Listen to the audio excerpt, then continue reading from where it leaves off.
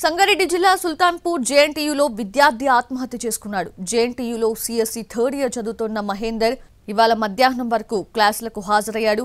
Lunch చేసిన తర్వాత క్లాస్కి వెళ్లలేదు. దాంతో తోటి విద్యార్థులు కాల్ చేయగా లిఫ్ట్ చేయలేదు. అనుమానంతో హాస్టల్కి వెళ్లి చూడగా ఊరేసుకొని చనిపోయాడు. మృతదేహాన్ని సంగారెడ్డి జిల్లా జనరల్ హాస్పిటల్కి తరలించారు. ప్రకారం 2:20కి క్లాస్ ఉంటుంది. వాళ్ళ ఫ్రెండ్స్ ఫోన్ చేశారు క్లాస్ ఉందని, కానీ ఫోన్ ఎత్తలేదట. అయితే వాళ్ళు పర్సనలీ వెళ్ళారు.